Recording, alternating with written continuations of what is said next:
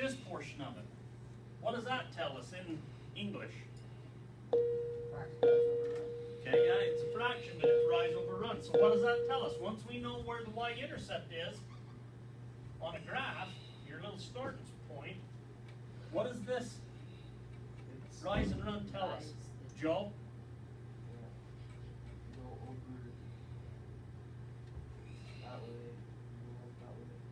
Okay, kind of like that commercial where you're trying to find the Dodson. You go over to the red car over. Your wheels are spinning. I can see it. You've got smoke coming out both ears, and you're on track. Okay, which one's first? Which way do we go first? Okay, good. It's rise, over, run.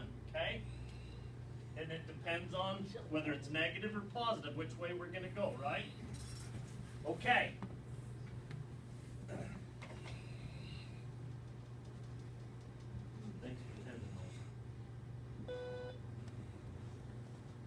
Students, we want to remind those who are in Mr.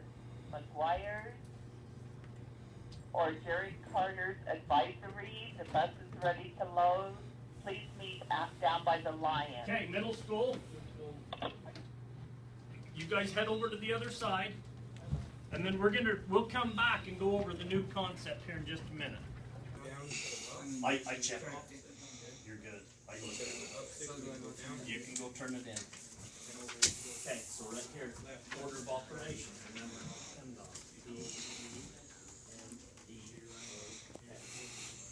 parentheses, exponents, multiplication, division, addition, and subtraction. So according to this, what's the first thing you got to do? Anything in parentheses, right? 10 times 2 is 20. Okay, think about it.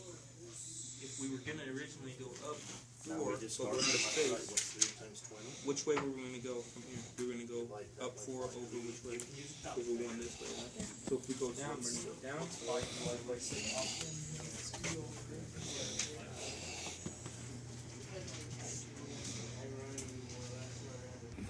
And a piece of paper.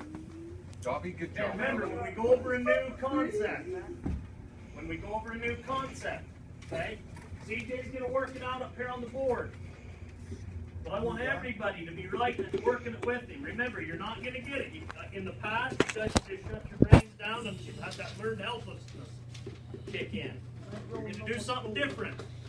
You're going to write it down. You're going to try to get the concept, right? And you guys have proven that you can do it. We're going to add one more thing to what we just did. Don't let it intimidate you. Okay? All right, so right now you should have a pencil and a piece of paper. If you don't, hurry and grab one. Okay, You can go work on that. Have a little workshop of what we did last So chapter. you can finish it. And if you'll finish that, I might even let you do a little cool math on it. So we have to respect it.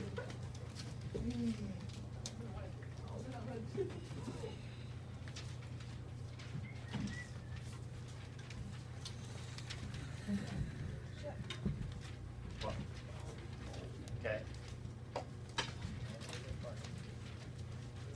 Okay, before we start, we're going to have a little review of what we did last chapter. Okay, because we're going to need that in this chapter. If we have y equals 2x plus 6, or,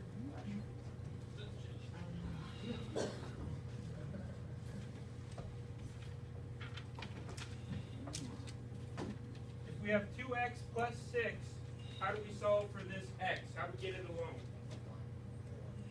Okay, we're going to have to divide by 2.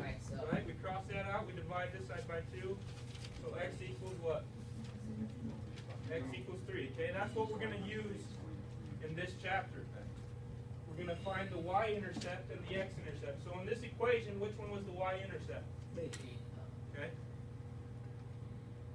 Really, all we're doing is we're solving for this y right here. We turn this x into 0, and then that's what we have left over. So if we had this problem right here, y equals